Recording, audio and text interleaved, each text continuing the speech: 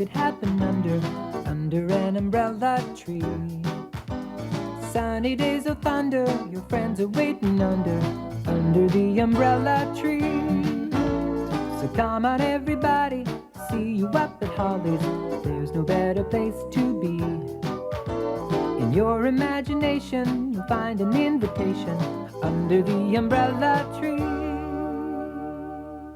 Hello, welcome to today's podcast.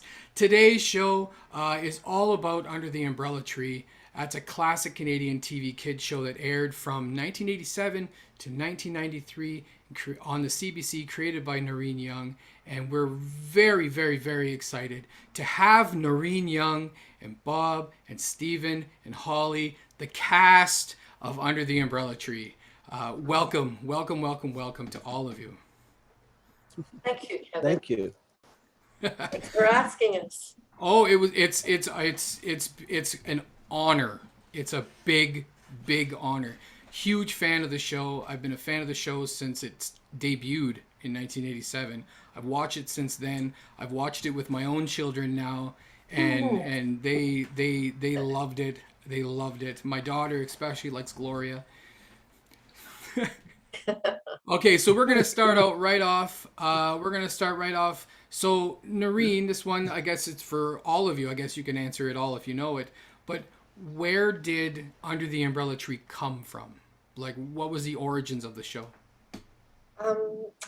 Well, it came from Ottawa, Ontario, Canada, and I have a friend called Julie, and she and I would sit in her kitchen and talk about ideas and stuff. And we had this really neat idea about a young woman who lived in a sort of not a greenhouse exactly, but a room that had a lot of glass and a lot of sunlight. And it became a place where there was this huge big plant, and we always wanted to pick Holly, because Holly was an amazing actress and very funny, and so she was there. And then we thought we would have 3 roommates for her, and because there was this great big plant in the middle of the room, that one of the characters lived under the plant, which was Gloria, because she's a gopher, and one of the characters lived outside on the deck, and that was Jacob, who was a blue jay who would fly, and then Iggy was an iguana character, and he would live sort of He was the illegal immigrant. He was, yeah. So they all had a kind of place around the plant, and the plant was this very sheltering thing in the middle of an apartment on the 3rd floor of an old house on Spring Street.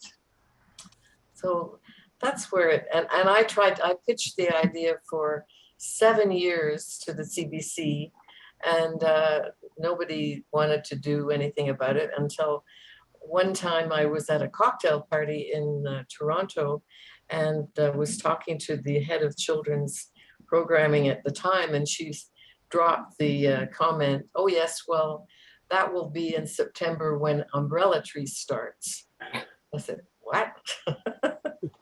So that was kind of a surprise. She said, "Oh yes, didn't I tell you?" Surprise! Yeah. Have a show. I always talk to them when they're drunk at a cocktail party. Yeah. Isn't that usually the origins of the best shows out there? I guess so. Anyway, her name was Dodie Robb, and she was head of children's programming at the CBC at the time. And she actually was honored by having a character named after her that appeared in the Canadian Sesame Street show, and that was Dodie, the bush pilot. Which you did. Which I did. After Rob Mills decided that he'd had enough of Dodie, so I came on board. So that was, anyway, that's enough On to somebody else. Well, Sesame Park is another show that I would like to do in the future, but we'll talk about that stuff later. Now, Holly, Bob, Steven, did you guys have to audition for the show? Like, I know probably Holly you were just written in, but did you guys Well, have to I have a memory of exactly what Noreen was describing, because I remember I was born and raised in Ottawa, but I was working outside of it. I was here, I was there, I was everywhere. And at one point I was home, in Ottawa, and Noreen said, "Can you come on over and come and visit with Julie and I?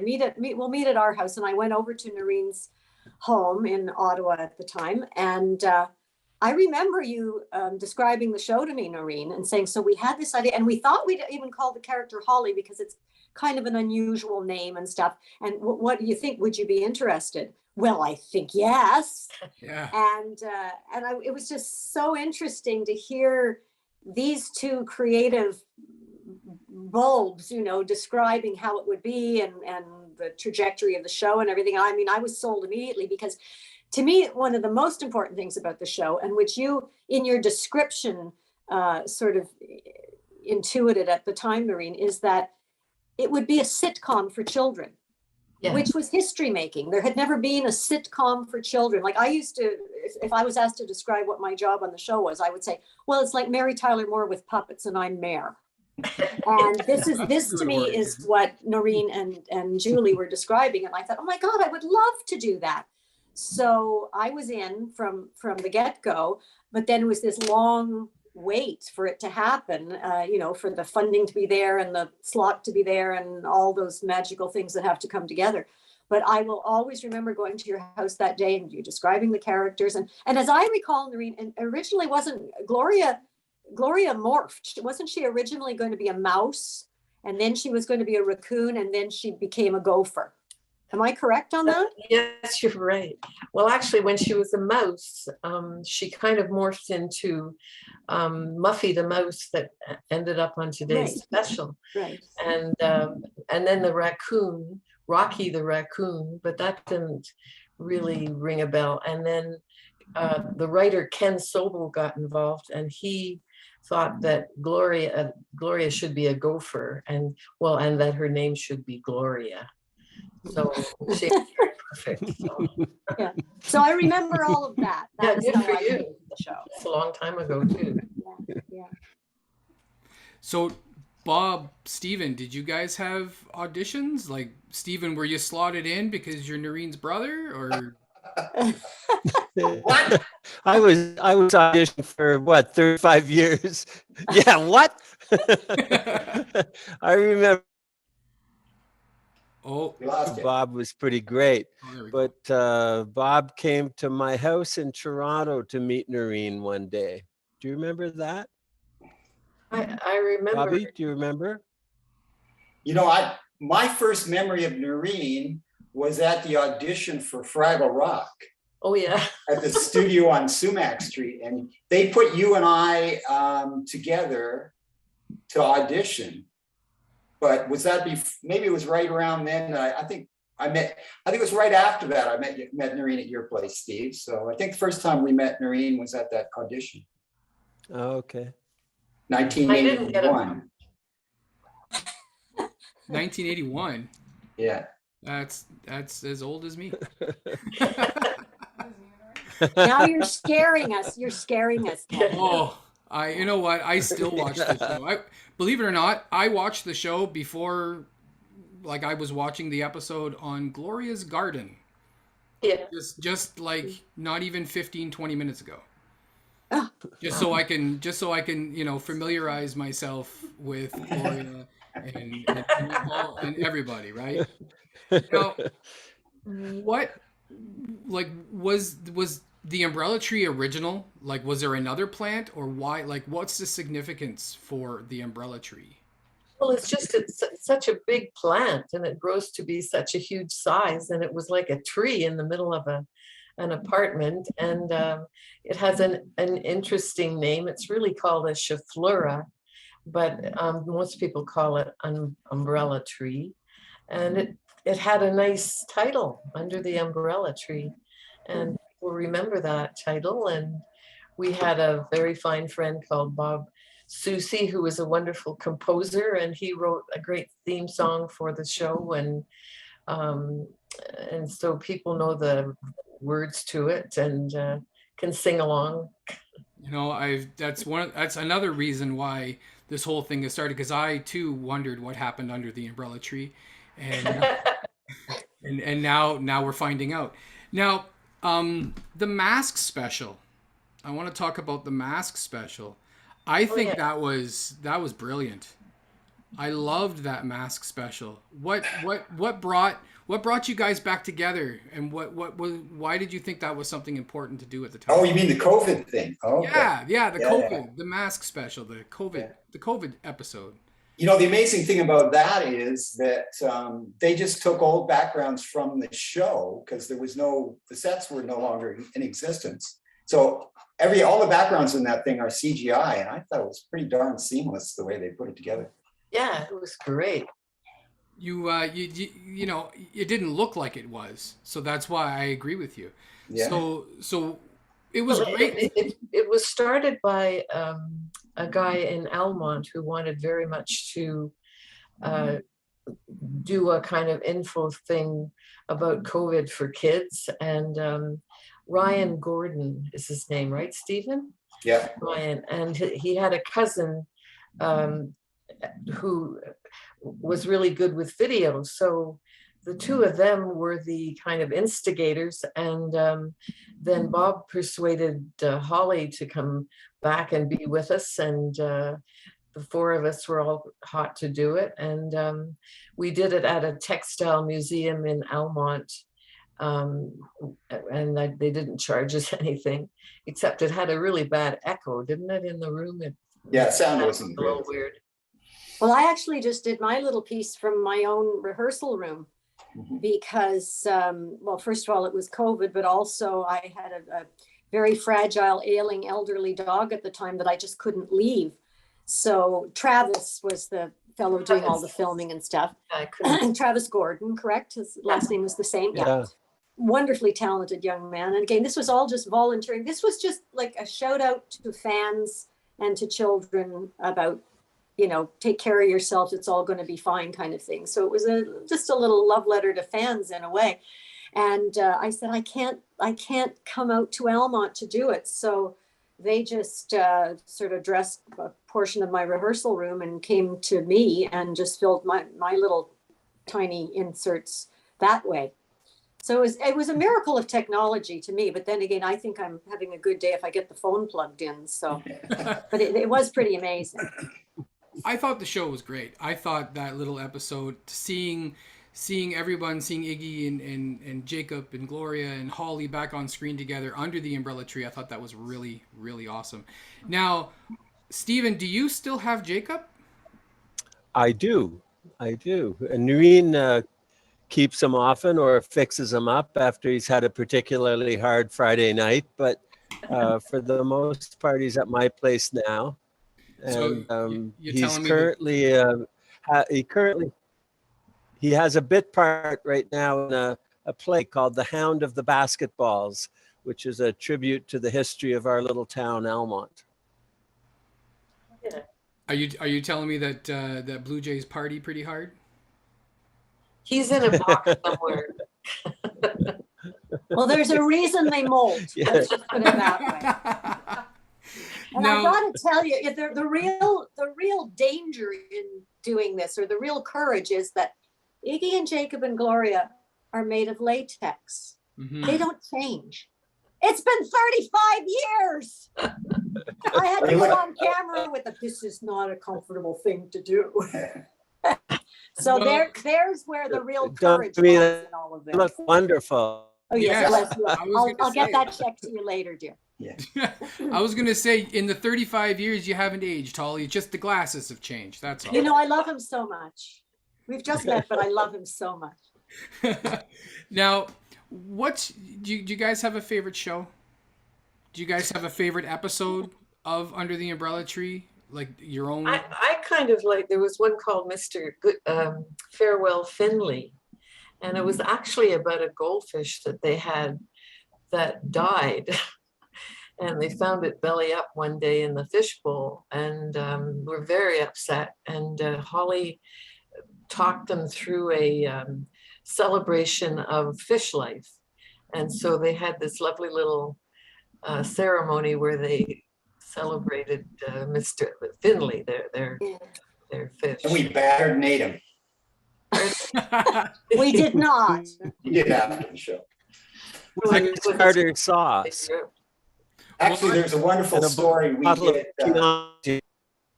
We did a still shoot at Noreen's one time, and we had this wonderful little country set, and we had this beautiful little lamb in the picture, and Oh, yeah. and so cute. And the next week we went back to Noreen's. She would often invite us for dinner because some of us were from out of town, and her husband Brig served lamb that night, and it was Terrible. the same wonderful little lamb that had been in the hills the week before. That And he got just such a kick out of that. That's horrible. He loved that. Well, that's just the circle of life, right? Lamb One day you're in a curry. picture, the next day you're on a plate. That's right. That's just a circle of life. That's Big right. Brig, a not many metaphor years for later. entertainment business, yeah. Well, Holly, what was your favorite show? Because you I think I have two. okay. It's a tough call, but probably the edge goes to the migration party Oh, yeah. when all the birds were migrating and they had decided that they would stop, like they have to schedule rest breaks and refueling stops. And Jacob, in his charming and ingenuous way, had said, well, why don't you all come to our place? So, the radio reports that an unprecedented darkening cloud of birds is gathering over a house on Spring Street. And the story unfolds. I liked it because Holly ends up in a total meltdown. She opens the fridge and a bird walks out, and she goes to butter a sandwich and it's a bird. And it was just total silliness. And I loved that. And the other one that's very close to my heart also was actually one of the specials. I think it was called Piano Lessons. Oh, yeah. And it was where Holly gets an old piano that has been in her family for years. But it turns out, so it's a look back in history, and it goes back to her great-great-grandfather and her grandmother and her this and her that. And so I get to play all my relatives, but even better than that, it turns out that, there's a history of this association with animal characters, because apparently there was a different mouse living in the piano in each different era. And Noreen did these amazing mouse puppets, a little Scottish mouse playing the bagpipes, and a little sort of, armbands up to here, honky tonk mouse playing the piano. And it was just so creative and fun. And our guest on that was John Kimura Parker. Yes. And he's just a fabulous concert pianist and just an all-round great guy. So just the whole olio of that also made that quite wonderful. So I think those two are my favorites. Yeah. That's And with John Camille Parker, the piano player, he lived in New York, but he came to do the show, and we went a little later. He was really scheduled close for a plane flight home, and he actually left the studio and took the flight in his makeup, in his tuxedo. And for some reason, we had to call him the next day or 2 days later, and we got his answering machine. And on his answering machine, he was playing the theme to Under the Umbrella Tree on the I piano. forgot about that. Yeah. Yeah. Oh, that's awesome. Yeah. Steven, do you have a favorite show? I like the Christmas special a lot. I like the specials. I don't know that it's about that, but I was just very happy to be there. I thought Holly was unbelievable. Jacob always had a crush on her, and Bob used to joke, and if Holly ever did make a mistake, Bob would say, well, there, we've got Holly's mistake for the day out of the way. There would be like no more than one, if at all. Yeah. Yeah, that's the thing. Kevin, you need to understand how we shot the show. We shot 2 shows a day, 2 15-minute shows a day. And we did that, 4 days a week, 5 days a week? Yeah. 3 days. 3 days a week. Our So, I mean, for the director puppeteers, would edit.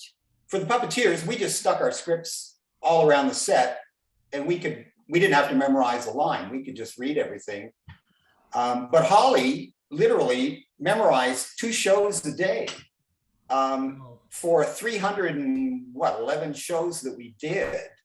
And I was one of the writers on the show. I wrote 80 scripts, and we were changing stuff all the time for timing or whatever. So we just rewrite stuff, and we just show it to Holly, and she'd look at it for a minute and then throw it away, and she would be line perfect. It was just, I mean, the only way we could have done a show like this was with somebody like Holly who could do that.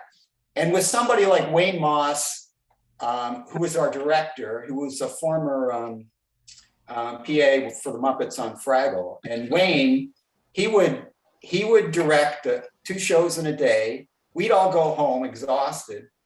Wayne would get some dinner, and then he would sit in the editing suite till midnight, every night, editing the shows together so that they would be finished by the end of the week.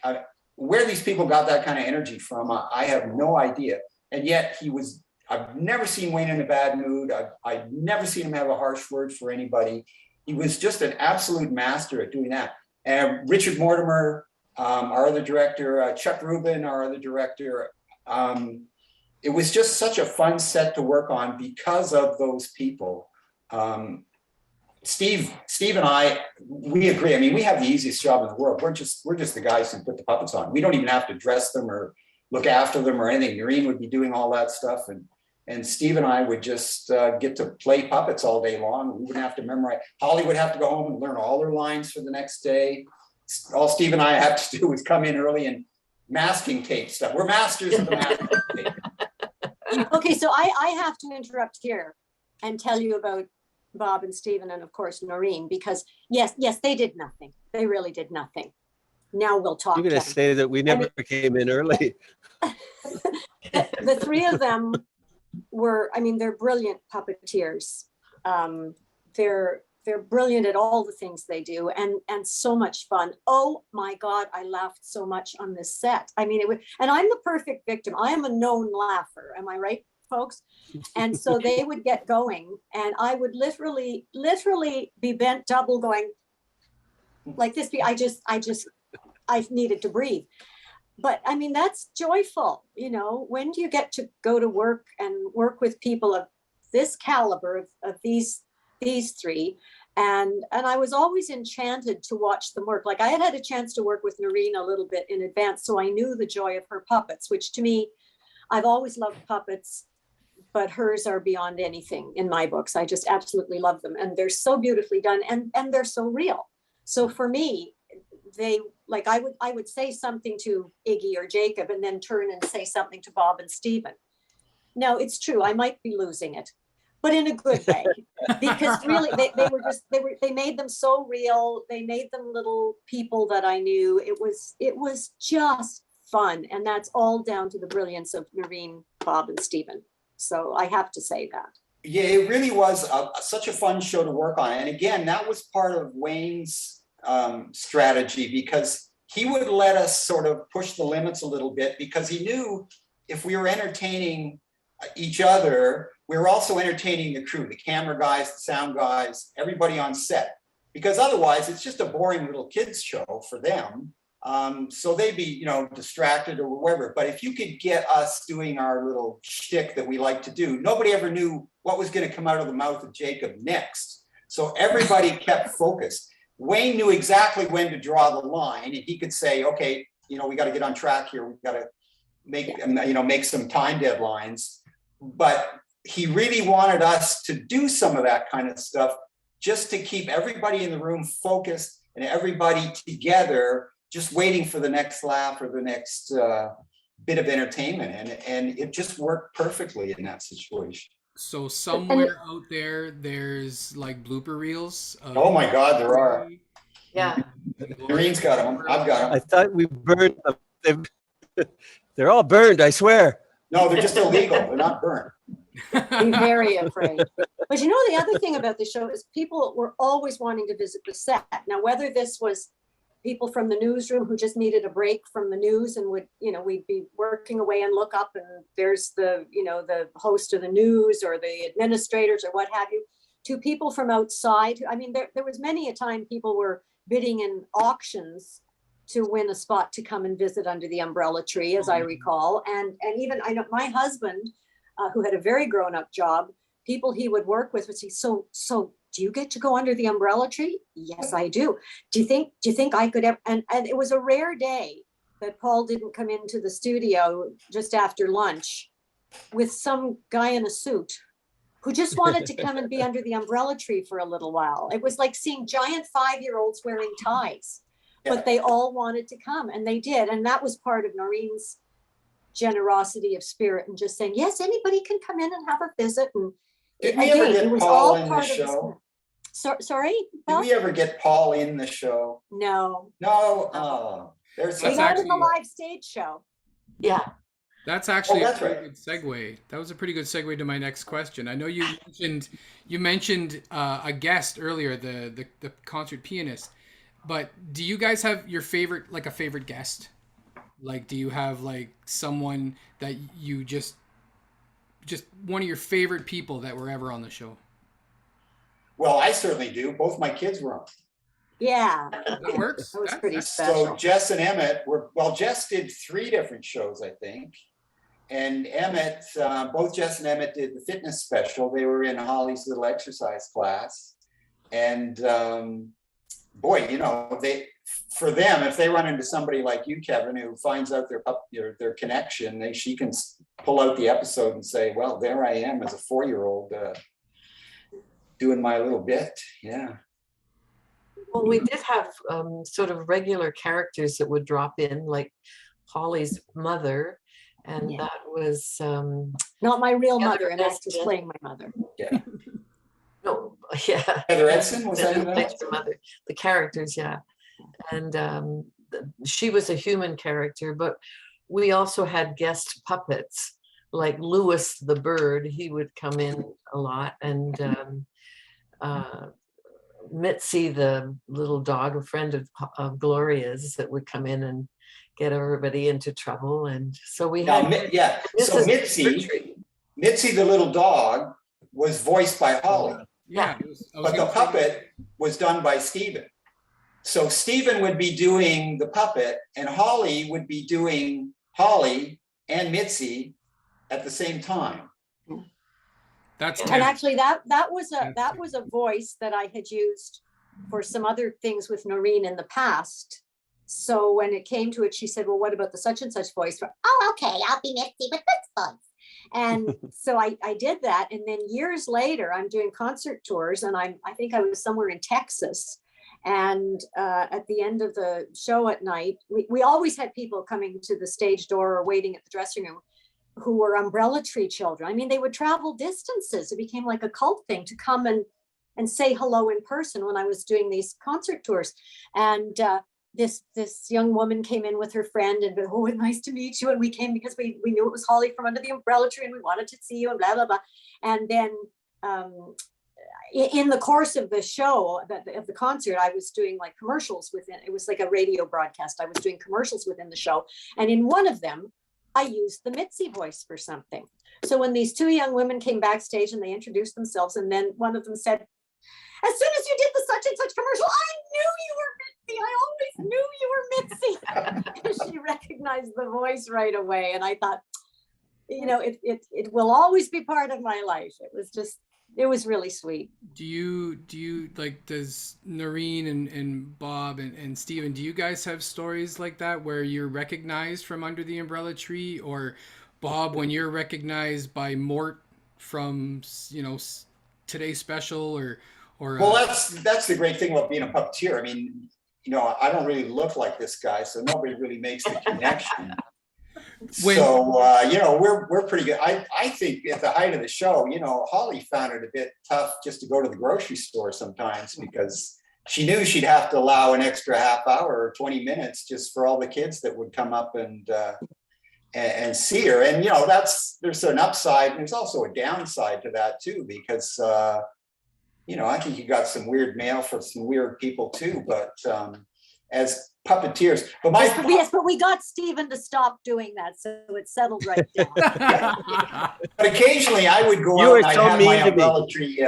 my Umbrella Tree t-shirt on or something, and somebody say, oh, I love that show. And I said, oh, well, I used to do that show. I used to be Iggy the iguana. And I was at a grocery store one time, and the young clerk said, oh, you were Iggy. Does that mean you know Gloria the squirrel? Squirrel. I went into our local bank one day, and there was a new woman, and she very professional, and telling me all about the latest interest rates and what should happen with the money that I didn't have and all that kind of thing.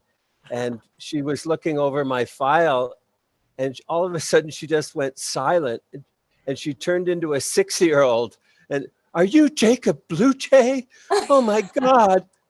It's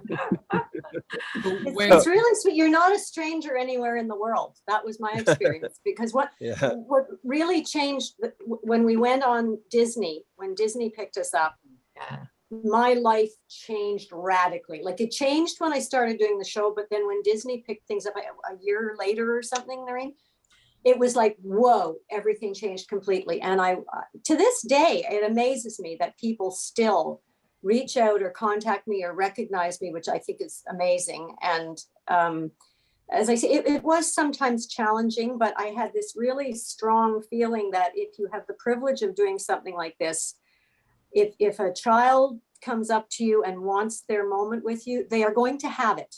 Like, there's no way I'm going to go, oh yeah, yes, sir, I don't have time. No, there's absolutely no way, because it's a magical thing, and it's a very impressionable time. And there's no way I would want some child later to say, yeah, I met her once, but she didn't have time to talk to me. No. I mean, I want to be part of the magic. I don't want to mess it up. So we had to always plan our lives that way. And actually, I mean, for me, I love people. And so that was just dandy. I really admired my husband for it because, he didn't expect, well, not that I expected that level of recognition, but he had no idea this was coming. But he was so gracious and graceful about it. He never became short-tempered with it. He never sort of felt, well, is she getting too much attention? Nothing of that. He totally embraced the fact of, this is a moment, it's special, cherish it while you have it. So it was lovely. And it's still nice, you go places and people still remember, and you go, well, it's really sweet. Like, even what you're, contacting us, Kevin, and inviting us to be here. That's very lovely. Well, very the inner 6-year-old for me, because in 1987, when the show aired, I was 6. And I watched it all right up until 1993. I absolutely loved Under the Umbrella Tree. Skipped a lot of school, did you, Kevin? Well, back then, my mom actually knew that I watched those shows. She actually recorded them on VHS for me. Oh, great. Oh, right. So, You know that they're on they're Encore Plus. Now I do now, on but YouTube. Unfortunately, our YouTube overlords did not exist back then. But now, you can watch the show anytime you want. We'll get to that. You can watch it in French as well, because it was versioned into some of the programs were versioned into French, and the people that did the voices did a great job, because they're quite similar to the versions that we originated. And I love to watch Iggy talk French. And now, before we go, because we're gonna wrap it up here a little bit. The one question that I ask everybody is, other than the puppets, because there's been a lot of puppets on the show with today's special and all that sort of stuff. Other than the puppets, do you guys have anything from the set at all? Like, do you have something? Do you have any of Holly's clothes, or do you guys have, like, Which kind of clothes, Kevin? No, I'm just saying, like, any of Holly's wardrobe or anything like that. I might have a jeans jacket or something. I know I had a couple of, you might have seen this on camera at one point, but probably not. I had hand-painted running shoes that were all different funny little, like I had watermelons and bees and things like that. But I think I gave some of those away years ago for little, charitable things. And I had a beautiful sweater that was made for me by one of our costume people with all the characters on it. And I gave that to a very special fan with special needs. And I don't really have anything much. I don't have a puppet. Well, I do. I have a puppet. Yeah, I do too. So I'm does Stephen. really- and I'm Stephen really unfortunately. trying to keep the inner 6-year-old from exploding right now. Hi, Kevin. Hi, I'm Gloria the gopher. You know, if I kept anything from the show, I wish I'd kept some pants. That's all. You don't have any legs either. Oh, okay. I think I did in a couple of shows. Yes, you did. Yeah. You had a few of them. So hey, maybe this actually is a good time. I've never had this opportunity to do this before. Gloria, Yes, and Kevin. do you guys have any memories of the show? Like, what's your favorite memories of shooting the show? Well, I just have, it's a kind of a blur because every time I got my costume changed, I had my head ripped off and my arms ripped off, and if I was wearing legs, they'd get ripped off as well, and they put the costume on and then put everything back together. Oh, yeah, all that screaming is terrible. Yeah, it was pretty good.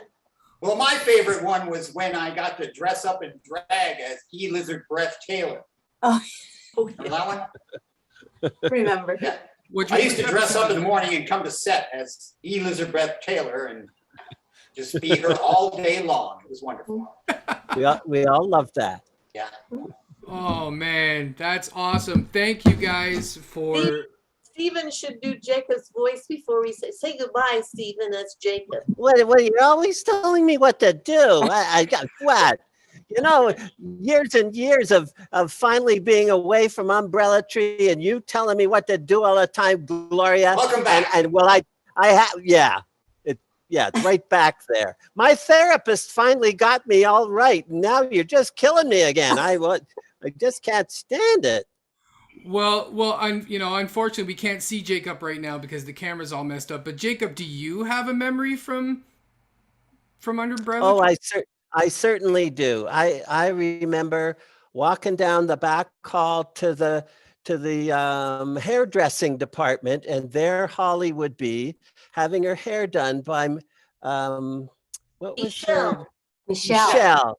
Absolutely, Michelle was just wonderful, and I would just sit. Michelle Montine, and I would just sit behind the barber chair and listen to them both talk about their boyfriends. It was just. It was just wonderful. And I made a lot of money out of that information in later years. You got some tips. Well, thank you guys very, very much. And now everyone who's watching, you now have a little bit more insight of what happened under the umbrella tree. Right? So if you ever So many wondered years ago. If you ever wondered what happened under the umbrella tree, well, now you know. I still wonder. The answer was questioned. That was a good one. The answer was questioned. So, the show was woven together with education, life lessons, and kindness. So I want to thank you all. I want to thank all of you for your talents and being a part of our childhoods and being a part of our lives. It means so much. We will never forget you, ever. Thank you. It's ingrained. Like I said, I'm 40 years old, and I've never forgotten under the umbrella tree. I've never forgotten you, Gloria. I've never forgotten you, Iggy. I've never forgotten you, Jacob, and I've never forgotten you, Holly. And Well, that's really the real joy of being in kids TV, because you do imprint on children in a way that you don't with adults. I mean, it was a nice little show, but at the same time, if you make a connection with the kids, they're never going to forget it, and they're going to have those kinds of reactions. But it's because they're so little at the time. Yeah, you can tell every old joke and nobody's ever heard it before. And this is our umbrella tree. Oh, It's an umbrella tree. yeah. Great. We got it. Smoke it. Yeah. We got it. When we booked the show, we got it. We said we have to get an umbrella tree. I didn't even know up until maybe a few years ago if an umbrella tree was even a real thing. Oh. I didn't even know that. I thought it was just made up for the show. But thank you guys. Thank you very, very much. Thanks you to all of you. Thank you, Gloria and Noreen and Iggy and Bob and Stephen and Jacob and Holly. Thank you very, very much. Thank you, Kevin. Thank you very, very Yeah. much. Thank you. I'll see you guys later. And Bye. everyone, stay tuned Bye. for more. See you later.